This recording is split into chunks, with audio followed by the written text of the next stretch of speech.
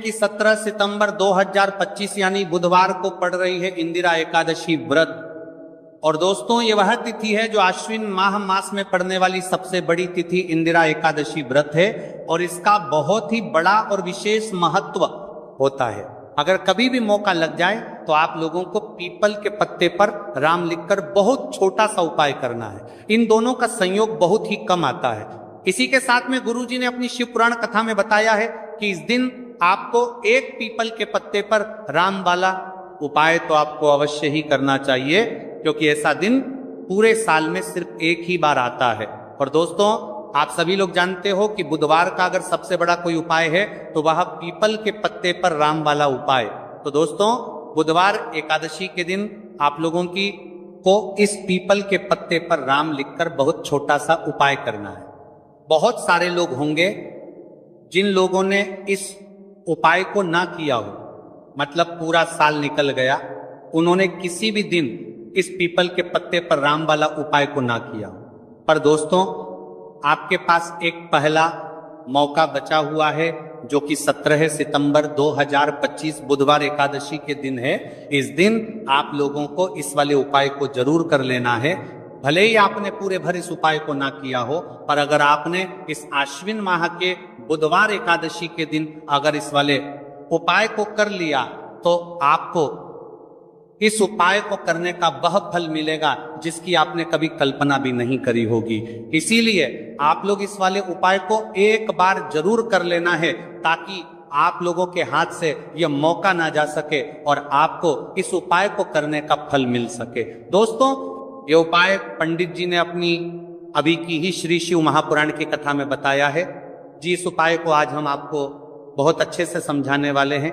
इस वीडियो को देखने के बाद इस उपाय को समझने के लिए आपको कोई और वीडियो को देखने की जरूरत नहीं पड़ेगी। तो चलिए दोस्तों, उपाय को शुरू करते हैं। देखिए, इस आश्विन माह के बुधवार एकादशी के दिन यह इतना खास होता है, इतना महत्वपूर्ण होता है। देखा गया है कभी कभी बड़े बड़े पूजा पाठ अनुष्ठान से जो मनोकामना पूर्ण नहीं होते, वह आश्विन माह के बुधवार एकादशी के दिन एक छोटे से उपाय करने से ही आपकी मनोकामना पूर्ण हो जाती है।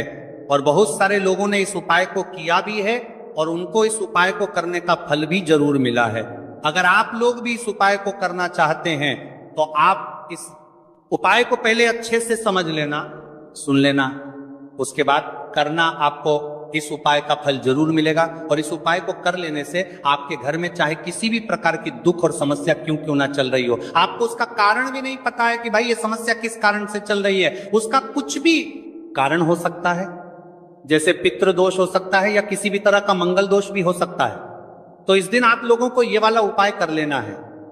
ये एक ऐसा उपाय है जिस उपाय को अगर किसी विशेष दिन पर किया जाए तो भाई उस विशेष दिन का जो है वो तो हमें मिलता ही मिलता है, पर हमने उस दिन पर इस उपाय को किया है तो हमें उससे भी बड़ा फल मिलता है, और फल बहुत जल्दी मिलता है, क्योंकि आप इस उपाय को बहुत ही बड़े और विशेष दिन पर कर रहे हैं। तो चलिए अब उपाय के बारे में बात करते हैं, लेकिन उससे पहले आप लोगों के बात करना को यह जानना आवश्यक है कि आखिर यह उपाय किस समय करना है, किसको करना है और कैसे करना है। तो चलिए हम आगे आपको वीडियो में एक एक करके बता देते हैं। लेकिन उससे पहले, अगर आप लोग हमारे चैनल पर पहली बार आए हैं या फिर मेरी आवाज आज पहली बार सुन रहे हैं तो हमारे चैनल को सब्सक्राइब जरूर कर लेना और इस वीडियो को लाइक करके कमेंट बॉक्स में श्री शिवाय नमस्तु यम ओम नमः शिवाय जरूर टाइप कर देना। तो दोस्तों, इस पीपल के पत्ते पर राम वाला उपाय को हमें इस बुधवार एकादशी के दिन कैसे करना है, किसको करना है, किस समय करना है और कहां पर करना है, ये सारे सवालों के जवाब आपको इस वीडियो में मिल जाएंगे। और जो ये वीडियो देखेगा भाई, उसको पीपल के पत्ते पर राम वाला उपाय जरूर करना चाहिए, क्योंकि इस दिन पीपल के पत्ते का भी बहुत ही बड़ा और विशेष महत्व होता है। आ जाए, पीपल के पत्ते पर राम वाला उपाय की तो ये सोने पर सुहागा वाली बात हो जाती है, और ये एक बहुत ही बड़ा उपाय हो जाता है इस बुधवार का। तो अब दोस्तों, इस पीपल के पत्ते पर राम वाला उपाय को आखिर करना किसको है, सबसे पहले हम लोग वो बात जान लेते हैं। तो देखो, घर की जो बड़ी माताएं बहनें होती हैं, उन माताओं बहनों में से कोई भी एक बड़ी माता बहन इस वाले उपाय को कर सकती है। और दोस्तों, अगर आप चाहे तो अपने घर में से सभी सदस्यों को भी इस उपाय को करवा सकते हैं। अगर किसी व्यक्ति की खुद की कोई मनोकामना है, खुद की कोई दुख और परेशानी है जो कि वह अपने लिए ही करना चाहता है, इस वाले उपाय को तो वह खुद अपने लिए भी कर सकता है। बाकी अगर कोई घर में से ऐसा है जो कि अपने पूरे घर परिवार की सुख और शांति के लिए यह वाला उपाय करना चाहता है, तो भाई वह भी कर सकता है, उसमें भी कोई दिक्कत वाली बात नहीं है। कहने का मतलब यह है कि इस उपाय को हर एक सदस्य भी कर सकता है और पूरे घर परिवार के सदस्य के लिए घर की बड़ी माताओं बहनों में से कोई एक माता बहन भी कर सकती है। माताएं बहनें अगर घर में उपस्थित ना हो या वह ये वाला उपाय ना कर पा रही हो, तो फिर घर का कोई बड़ा सदस्य भी इस पीपल के पत्ते पर राम वाला उपाय को कर सकता है, चाहे फिर वह पुरुष ही क्यों ना हो, उसमें कोई भी दिक्कत वाली बात नहीं है। उसके बाद में दोस्तों जो अगला प्रश्न निकल कर आता है वह ये आता है इस उपाय को लेकर के, आखिर इस उपाय को हमें किस समय करना है, सुबह के समय करना है कि शाम के समय करना है? तो देखो, इस वाले उपाय को आप लोग सुबह के समय भी कर सकते हो और शाम के समय प्रदोष काल में भी कर सकते हो। अब अगर आप पूछो कि भाई साहब सबसे उत्तम समय कौन रहेगा इस पीपल के पत्ते पर राम वाला उपाय को करने का, तो हम आपसे बस यही कहेंगे कि इस उपाय को आप सुबह के समय करेंगे तो ज्यादा बेहतर होगा। बाकी अगर प्रदोष काल शाम के समय भी करेंगे तो भी अच्छा होगा, उसमें कोई भी दिक्कत वाली बात नहीं है। तो अब दोस्तों जो अगली सबसे बड़ी और महत्वपूर्ण बात आती है वह ये आती है कि सुबह अगर हम उपाय को करेंगे तो हमें कितने बजे से लेकर कितने बजे तक के बीच में करना है, और शाम के समय प्रदोष काल में करेंगे तो हमें कितने बजे से लेकर कितने बजे के बीच में करना है। तो देखो, सुबह जितनी जल्दी हो सके आप उपाय को करने की कोशिश करना। बाकी अगर किसी कारणवश लेट भी हो जाओ, थोड़ी देर भी हो आए, तो 10 या 11 बजे तक भी आप उपाय कर लेना, पर 12 बजे से ज्यादा देरी ना हो, ठीक है, इस बात का ध्यान रखना। उसके बाद में दोस्तों अगर शाम के समय प्रदोष काल की बात करें, प्रदोष काल का जो समय है होता है वह शाम के 6 बजे से शुरू हो जाता है।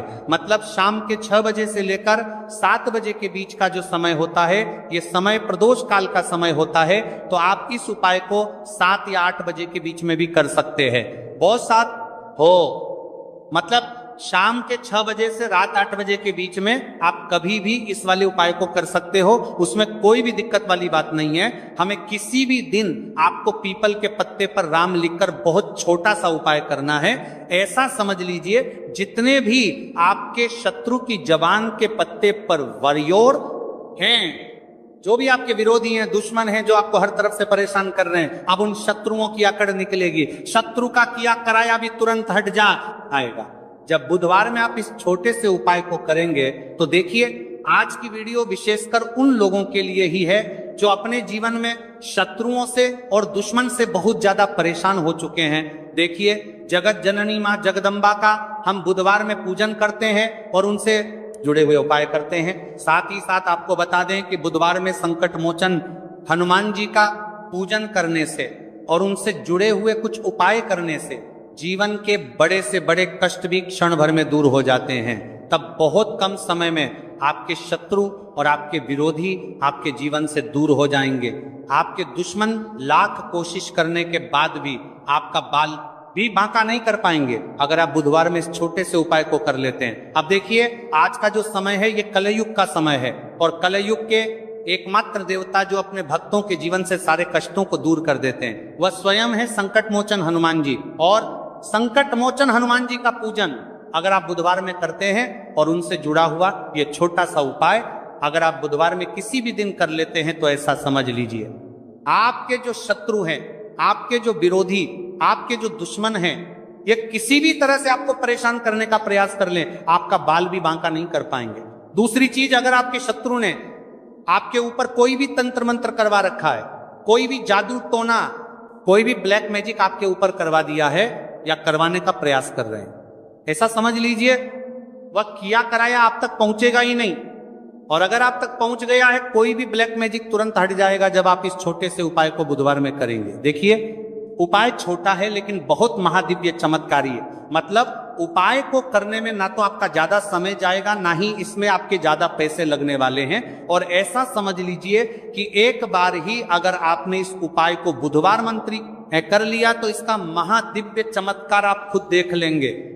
तो बुधवार के जो 9 दिन होते हैं ये बहुत ही सिद्ध दिन होते हैं। मतलब बुधवार के दिनों में 9 माता रानी हमारे घरों में आती हैं, अपने भक्तों के जीवन से कष्टों को दूर करती हैं। साथ ही साथ आपको बता दें कि बुधवार के टाइम पर जब भी आप संकट मोचन हनुमान जी के उपाय करते हैं तो मां दुर्गा की आपको असीम और विशेष कृपा मिलती है। मां दुर्गा आपसे बहुत जल्दी प्रसन्न होती हैं और आपके सारे संकटों को वह दूर कर देती है। तो पीपल के पत्ते में और पीपल के पेड़ में होता है। देवी देवताओं का वास पीपल के पेड़ में। श्री हरि विष्णु साक्षात मां लक्ष्मी वास करती हैं। पीपल के देव में हमारे पितरों का वास होता है।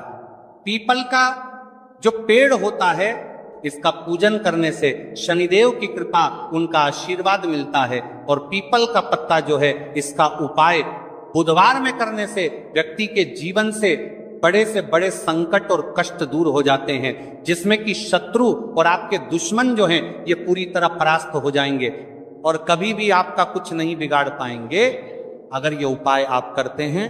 तो देखिए ये उपाय स्त्रियां भी कर सकती हैं, पुरुष भी कर सकते हैं। किसी भी दिन आप इस उपाय को कर सकते हैं, ठीक है ना। इसमें दिन आपको नहीं देखना है कि किस दिन करें, जिस दिन आप चाहा उस दिन इस उपाय को आप कर सकते हैं। तो बुधवार एकादशी के दिन आपको पीपल का पत्ता तोड़ना नहीं है, उससे एक दिन पहले ही तोड़कर आप पीपल का पत्ता ले आए, या गिरा हुआ जो पत्ता होता है पीपल का वो आप ले लें, ठीक है ना। बस इस चीज का आपको ध्यान रखना है कि बुधवार एकादशी के दिन पीपल के पेड़ से कोई भी पत्ता हम नहीं तोड़ते हैं। इस चीज का आपको विशेष ध्यान रखना है। तो आपको लेना है पीपल का एक पत्ता और शुद्ध जल से उसे साफ कर लेंगे। अगर पीपल के पत्ते पर हो तो वह हट जाए, फिर गंगा जल का थोड़ा सा छिड़काव यानी थोड़ी सी छींटे आपको इस पीपल के पत्ते पर मारनी है और इस पीपल के पत्ते को फिर कपड़े से पोंछकर आपको साफ कर लेना है, बिल्कुल सूखा लेना है। अब आपको लेना है थोड़ा सा सिंदूर, जो केसरिया वाला सिंदूर आता है जो हम संकट मोचन हनुमान जी को चढ़ाते हैं, वह केसरिया सिंदूर आपको लेना है। थोड़ा सा जल डाल के इसे गीला कर लेंगे और इसी सिंदूर से इस पीपल के पत्ते पर आपको भगवान राम का नाम लिखना है। अब किससे लिखेंगे? माचिस की तीली ले सकते हैं, उससे लिख सकते हैं। किसी भी तरह से आपको भगवान राम का नाम इस पीपल के पत्ते पर लिखना है। लिख लिया, एक आपको चमेली के तेल का या सरसों के तेल का दीपक तैयार करना है और एक कोई भी आपको लेनी है मिठाई में। यहां पर आप बूंदी का प्रसाद ले सकते हैं, बेसन का लड्डू ले सकते हैं, और अगर आप इमरती ले लेते हैं तो ये और भी उत्तम है। देखिए इमरती का जो भोग होता है यह संकट मोचन हनुमान जी को बहुत ज्यादा प्रिय है। अब ये सारी चीजें लेकर आपको जाना है संकट मोचन हनुमान जी के मंदिर में। तो देखिए सबसे पहले आपको संकट मोचन हनुमान जी के सामने ये दीप प्रज्वलित करना है जो आप लेकर के गए हैं। चाहे आपने चमेली के तेल का दीपक तैयार करा है या सरसों के तेल का, सबसे पहले दीपक आप जला देंगे और दीप जलाने के बाद आपको जो पीपल का पत्ता आप लेकर के गए थे वह पत्ता आपको संकट मोचन हनुमान जी को अर्पित करना है, वहां चढ़ाना है। और जो भी भोग में आप लेकर के गए हैं, चाहे आपने बेसन के लड्डू लिए, बूंदी का प्रसाद लिया या फिर इमरती, जो भी कुछ आपने लिया है उसका भोग लगाना है और संकट मोचन हनुमान जी से आपको प्रार्थना करनी है कि हे जगत का कल्याण करने वाले संकट मोचन हनुमान जी, संकटों को हरने वाले मेरे जीवन से शत्रु और दुश्मनों को भी दूर कर दीजिए। शत्रु का कल्याण करने वाले संकट मोचन हनुमान जी से चार कर दीजिए। या कराया तंत्र मंत्र सब कुछ हट जाए, ऐसी कृपा मुझ पर कीजिए। इस तरह से आपको प्रार्थना करनी है और 108 बार जय श्री राम, जय सीताराम, जय श्री राम, जय सीताराम, जय श्री राम, जय सीताराम, इस तरह से आपको जयकारा लगाना है। क्योंकि भगवान राम का नाम संकट मोचन हनुमान जी को सबसे ज्यादा प्रिय है, तो जयकारा लगा देंगे। और देखिए अगर एक बार हनुमान चालीसा पढ़ पाए तो आप एक बार हनुमान चालीसा ऐसा जरूर पढ़ें, ठीक है ना। ज्यादा बार नहीं तो एक बार जरूर पढ़ें। जयकारा तो आपको बिल्कुल से लगाना है। और इस छोटे से उपाय को किसी भी दिन कर लीजिए, सुबह कर लीजिए, शाम को कर लीजिए, और किसी भी दिन, जैसे बुधवार की तिथि जो होती है ना, ये बहुत बड़ी होती है आप उस दिन भी इस उपाय को कर सकते हैं, जरूर से करें। शत्रुओं और दुश्मन आपके जो विरोधी हैं ये पूरी तरह चारों खाने चित हो जाएंगे और आपका बाल भी वहां का नहीं कर पाएंगे। तो देखिए, इस उपाय को आप 9 दिन भी कर सकते हैं, 2-3 बार भी कर सकते हैं। अगर आप ज्यादा बार नहीं कर पा रहे हैं तो एक बार आपको इस उपाय को जरूर से करना चाहिए। तो देखिए, इस उपाय को करने से जो आपके सामने से शत्रु हैं वह भी परास्त हो जाएंगे। जो पीठ पीछे वार करते हैं, पीठ पीछे तंत्र मंत्र करवाते हैं, वह शत्रु भी चारों खाने चित्त हो जाएंगे। बस छोटा सा उपाय है, जरूर करें। तो देखिए, अब बात कर लेते हैं अपने एक बहुत छोटे से उपाय की, जिसे बुधवार में करने से आपकी हर मनोकामना पूरी हो जाती है। ये उपाय आप अपने घर पर ही कर सकते हैं, कहीं जाने की आप आवश्यकता नहीं है। कोई भी ऐसी विश जो बहुत लंबे समय से अधूरी है, पूरी नहीं हो रही है, या धन को लेकर आप बहुत परेशान हैं, या घर में संकट कष्ट बहुत आते हैं, बीमारियां बहुत आती हैं, तो एक लाल पुष्प, जैसे कि गुलाब का फूल भी लाल होता है, आप जरूर से अपने घर के मंदिर में मां दुर्गा को अर्पित करें और एक देश घी का दीपक लाल बाती का जलाकर मां का पूजन करें। बुधवार में अगर लाल रंग से जुड़ा हुआ ये उपाय आप करते हैं, आपकी सारी मनोरथ, सारी मनोकामनाएं मां पूरा कर देंगी, क्योंकि लाल रंग मां दुर्गा को बहुत प्रिय है। लाल पुष्प और लाल रंग की बाती का दीपक आपकी बड़ी से बड़ी मनोकामना को भी पूरा कर देगा। बुधवार में यह उपाय आप किसी भी दिन कर सकते हैं।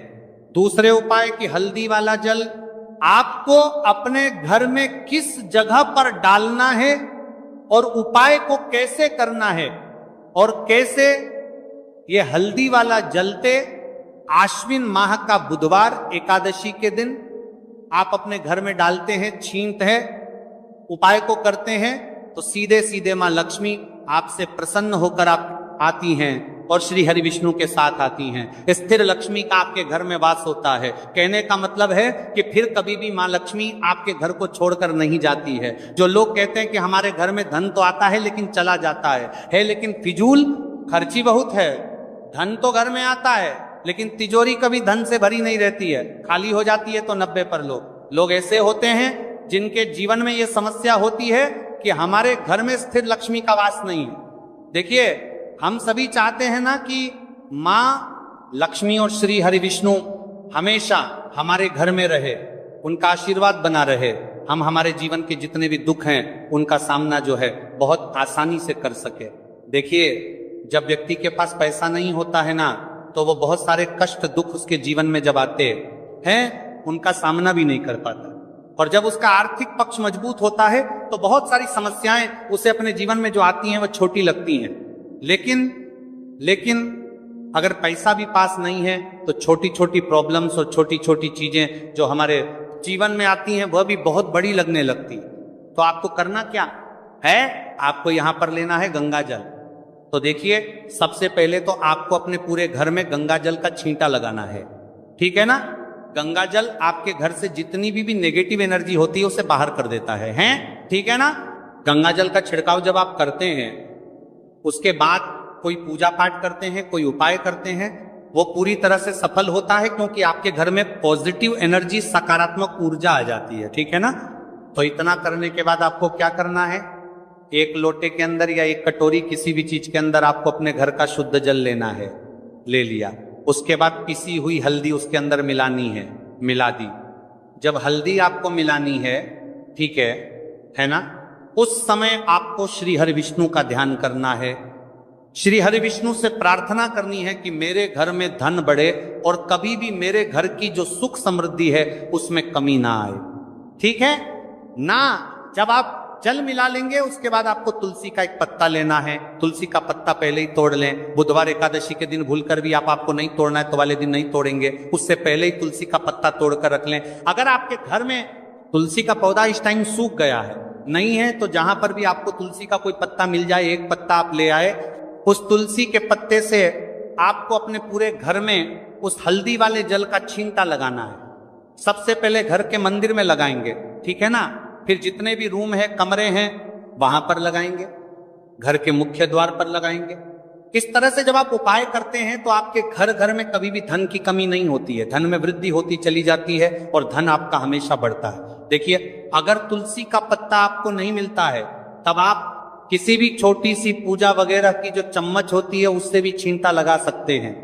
तो देखिए, जब भी आप अपने घर में बुधवार एकादशी के दिन हल्दी के पानी का छींटा लगाते हैं तो इससे श्री हरि विष्णु मां लक्ष्मी के साथ आपके घर में आते हैं और स्थिर रूप से आते हैं। ये मतलब कभी भी आपके घर को वो छोड़कर नहीं जाते। तो देखिए, हल्दी जो है ये जुड़ी है श्री हरि विष्णु से, आपकी कुंडली में गुरु को मजबूत करती है, आपके जीवन में सुख और सौभाग्य को खींच कर लाती है, धन को खींच कर लाती है, मां लक्ष्मी को प्रसन्न करती है।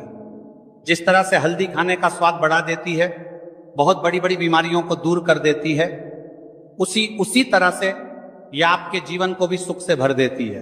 अगर के उपाय आप सही तरीके से कर लेते हैं तो दोस्तों, ये थे पूज्य गुरु जी द्वारा बताए गए कुछ बहुत ही खास उपाय। अगर आपको जानकारी अच्छी लगी हो तो वीडियो लाइक करिएगा।